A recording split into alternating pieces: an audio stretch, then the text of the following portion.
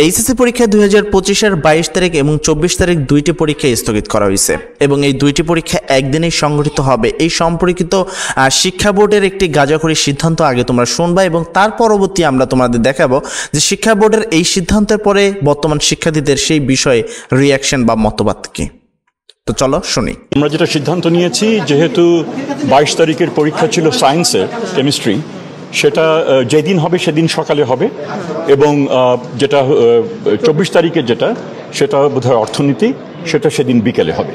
তো যার ফলে আপনার পরীক্ষা পুরো প্রক্রিয়া যেন আরও কটা দিন পিছিয়ে যেন না যায় শেষ হতে, সেজন্য আমরা একটু আগে ওইভাবে আমরা জিনিসটা প্ল্যান করেছি। ডেটগুলো এর মধ্যে কয়েকদিনের মধ্যে, এটা খুব একটা গুরুতর কোনো বিষয় না, এটা বোর্ডের বিষয়, তারা এটা অবহিত করবে। তো এখানে তোমরা এতটুকু শুনতে পারলা যে এইচএসসি পরীক্ষা 2025-এর যে ডেট রয়েছে সেটা কোনো গুরুতর বিষয় না, বোর্ড এটা যে কোনো টাইম সিদ্ধান্ত নিতে পারে। প্রথম বিষয় তারা কিন্তু এই কথাটা উল্লেখ করেছে এবং পরবর্তী কথা হলো একদিনে দুবেলায় পরীক্ষা নেওয়ার কি দরকার। যদি এমনটি হয় যে পরীক্ষা নেওয়াই যেতে পারে একদিনে, প্রথম 22 তারিখ এবং 24 তারিখ পরীক্ষা, তাহলে দুইটাই তুমি সকালবেলায় নাও, আশা করি সেক্ষেত্রে কোনো সমস্যা হওয়ার কথা না।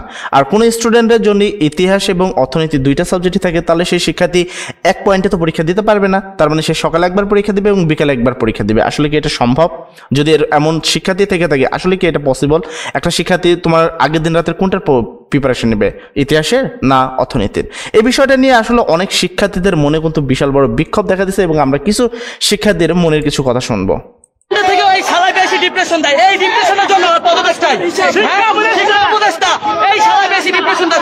গতকালকে রাত্রে ডিপ্রেশন দিয়ে পুরো এক একটা পোলা অবস্থা হারাই লেগেছে। না করবে অলরেডি কি করো হইব, আজকে আমরা টিকটক করে যাবো আমরা সবাই।